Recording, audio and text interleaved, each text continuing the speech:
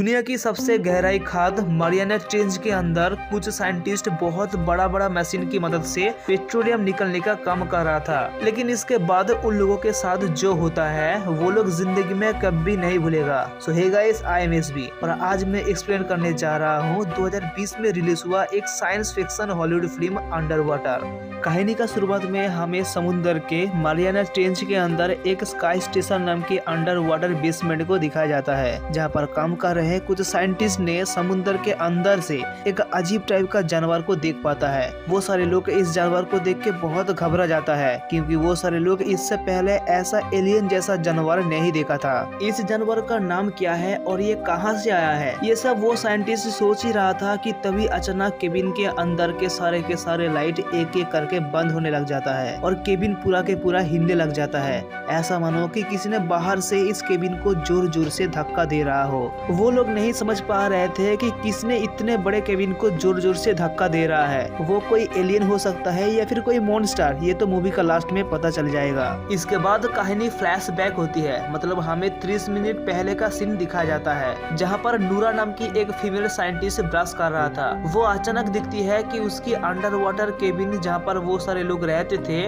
वो केबिन धीरे धीरे वाइब्रेट हो रहा था, कांप रहा था।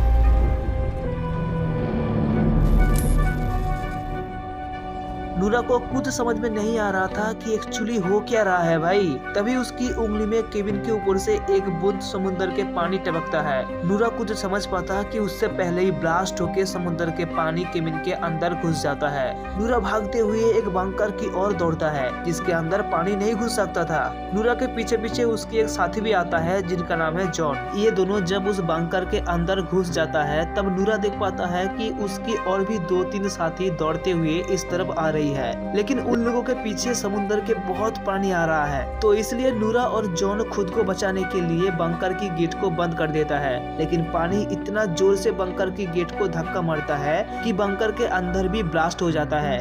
ब्लास्ट के कुछ टाइम बाद नूरा और जॉन का होश आता है। सबमरीन का एआई सिस्टम यानी कि आर्टिफिशियल इंटेलिजेंस वॉइस बताती है कि अंडर वाटर इस बेसमेंट का ज्यादातर हिस्सा टूट गया है और बाहर दुनिया से कांटेक्ट करना अब बिल्कुल नामुमकिन हो गया है। मतलब जॉन और नूरा मदद करने के लिए बाहर की दुनिया से किसी से कांटेक्ट भी नहीं कर सकता था, लेकिन नूरा हार मानने के लिए तैयार नहीं था। वो दोनों अपने टूटे फूटे बेसमेंट को देखने के लिए बंकर से निकल पड़ते हैं। कुछ दूर जाने के बाद उन्हें अपने ही एक साथी एरिक को देख पाता है, जो कि अभी भी जिंदा था। इसके बाद वो तीनों धीरे धीरे करके आगे बढ़ता है और कुछ टाइम बाद वो तीनों एक केबिन के अंदर पहुंचता है, जहां पर कैप्टन बैठा था। कैप्टन वहां पर उदास होकर बैठा था, क्योंकि केबिन से बाहर निकलने के लिए बहुत सारा जो कैप्सूल रहता है, जिसके अंदर एक एक इंसान घुस सकता है, तो वो सारा का सारा कैप्सूल नष्ट हो गया था। मतलब इन सारे लोगों का केबिन से बाहर जाने का कोई भी चांस नहीं बचा था। इसके बाद जॉन, नूरा, कैप्टन और उनके एक साथी सारे के सारे एक कंट्रोल रूम में आता है। इनके अंडर वाटर बेसमेंट लगभग 70% खत्म हो चुका है। और सिर्फ यही नहीं, इस अंडर वाटर बेसमेंट में एक न्यूक्लियर इंजन को ठंडा रखने के लिए बहुत सारा कूलर भी था, तो वो भी नष्ट हो गया है। इसलिए वो न्यूक्लियर इंजन अब बहुत ज्यादा हीट हो चुका है, तो कुछ टाइम बाद वो भी बॉम्ब की तरह ब्लास्ट भी हो सकता है। इसके बाद कैप्टन एक आइडिया निकालता है कि वो सारे लोग ड्राइविंग सूट पहन के स्विमिंग करते हुए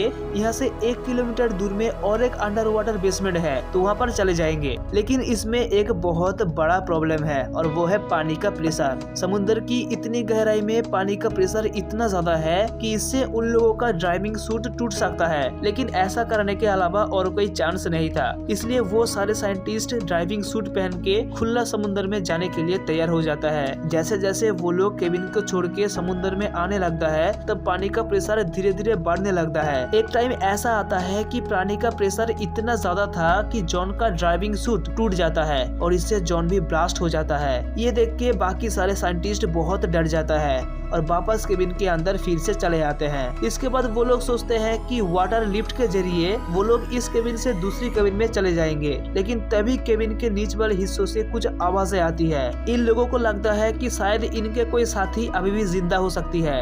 एरिक नाम की एक साइंटिस्ट उस आदमी को बचाने के लिए चला जाता है, लेकिन वहाँ पर जाने के बाद एरिक देख पाता है कि वहाँ पर कोई इंसान नहीं नहीं बल्कि एक जानवर है जो कि उस मरा हुआ इंसान को नोच नोच के खा रहा है। एरिक उस जानवर को मार के अपने केबिन के अंदर लेकर आता है और ये बड़ा सीन हमने मूवी का स्टार्टिंग में देखा था, जहाँ पर सारा साइंटिस्ट इस जानवर को लेके बात कर रहा था। लेकिन तभी अचानक केबिन के अंदर सारा का सारा लाइट ऑफ हो जाता है और वो केबिन अचानक बहुत जोर से कांपने लगता है और समुद्र के अंदर कोई विशाल कोई बहुत बड़ा मॉन्स्टर की आवाज वो लोग सुन पाता है। कुछ टाइम बाद केबिन का मेन इंजन ब्लास्ट हो जाता है। वो सारा का सारा साइंटिस्ट जैसे तैसे करके किसी सेफ केबिन में चले आते हैं। इन्हीं में से एरिक नाम की एक साइंटिस्ट बोलता है कि वो किसी मॉन्स्टर की आवाज को सुन पा रहे हैं, लेकिन बाकी के साइंटिस्ट एरिक की इस बात को इग्नोर कर देता है और धीरे धीरे आगे बढ़ने लगता है। लेकिन कुछ टाइम बाद एरिक फिर से बोलता है कि वो किसी मॉन्स्टर की आवाज को सुन पा रहे हैं। लेकिन तभी अचानक एक मॉन्स्टर एरिक को पकड़ के पानी के अंदर खींचते हुए लेके चले जाते हैं। नूरा, कैप्टन स्मिथ, सारा का सारा साइंटिस्ट मिलके एरिक को बचाने की कोशिश करता है, लेकिन उस मॉन्स्टर के हाथों में एरिक का मौत हो जाता है। अब बचा है बस 4 साइंटिस्ट। ऐसा सिचुएशन देखकर वो लोग बिल्कुल डर गए थे। एलिसा नाम की एक फीमेल साइंटिस्ट बोलता है कि ये सब हम लोगों का ही गलती है। हम लोग समुद्र के कुछ ज्यादा ही अंदर चले आए हैं और इसलिए शायद समुद्र हमसे इसका बदला ले रहा है। लेकिन जो भी है, उन लोगों को किसी भी तरीके से यहाँ से बाहर निकलना ही था, तो इसलिए कैप्टन सबको बोलता है कि ड्राइविंग सूट पहनने के लिए। और वो 4 साइंटिस्ट फिर से ड्राइविंग सूट पहन के 1 किलोमीटर दूर में जो और एक अंडर वाटर बेसमेंट है वहाँ पर जाने के लिए फिर से खुला समुद्र में निकल पड़ते हैं। वो लोग धीरे धीरे करके पानी के अंदर से जा रहा था। आसपास कुछ भी नजर नहीं आ रहा था, सिर्फ अंधेरा ही अंधेरा था।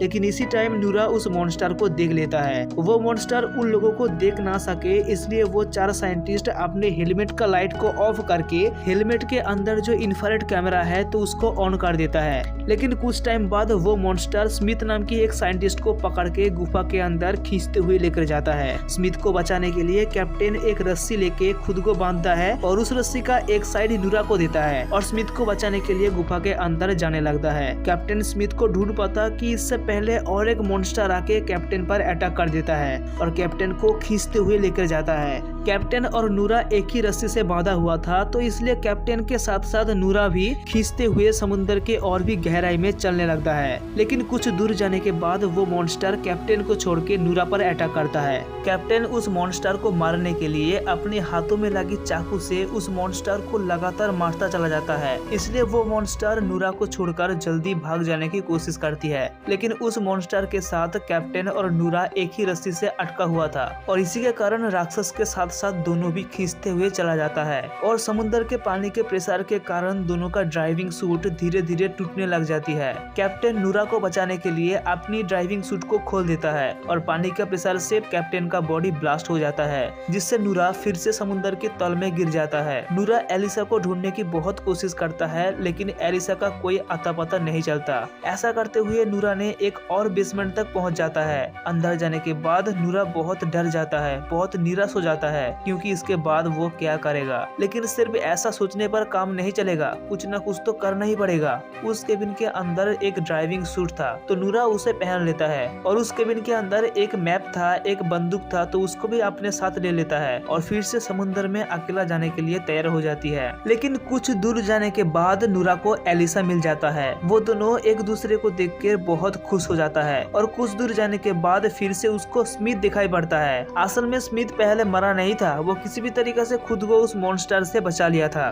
खैर जो भी है, वो तीनों एक साथ पैदल चलते चलते 1 किलोमीटर दूर में जो बेसमेंट था वहाँ पर पहुँच जाता है। लेकिन यहाँ पर आने के बाद वो तीनों बिल्कुल चौंक जाता है, क्योंकि इस केबिन के अंदर बहुत सारा मॉन्स्टर था। नूरा अपने हेलमेट का लाइट को ऑफ करके धीरे धीरे उस केबिन के अंदर जाने लगता है। लेकिन ठीक इसी टाइम एलिसा का ड्राइविंग सूट का ऑक्सीजन खत्म होने का अलार्म बजने लगता है। अलार्म की आवाज से एक मॉन्स्टर नूरा पर अटैक कर देता है। नूरा के पास एक बंदूक था, तो वो अपना बंदूक से गोली चला देता है, जिससे उस मॉन्स्टर वहीं पर मर जाता है। लेकिन कुछ टाइम बाद सारा का सारा मॉन्स्टर अचानक समुद्र की ऊपर की ओर उठने लगता है। असल में इतना सारा मॉन्स्टर एक बहुत बड़ा मॉन्स्टर के हाथों में झूला हुआ था। तीनों साइंटिस्ट समझ जाता है कि यही मॉन्स्टर उन लोगों का बेसमेंट को नष्ट किया है। इतना बड़ा मॉन्स्टर को देखने के बाद नूरा सोच लिया था कि अब उन लोगों का बचना बिल्कुल नामुमकिन है। नूरा का ड्राइविंग सूट का ऑक्सीजन भी खत्म होने ही वाला था। एलिसा और स्मिथ नूरा को किसी भी तरीके से पकड़कर केबिन के अंदर लेकर आते हैं और केबिन के अंदर बाहर निकलने की कैप्सूल को ढूंढने लगता है, जिस कैप्सूल के मदद से वो लोग समुद्र के ऊपर आ सकता है।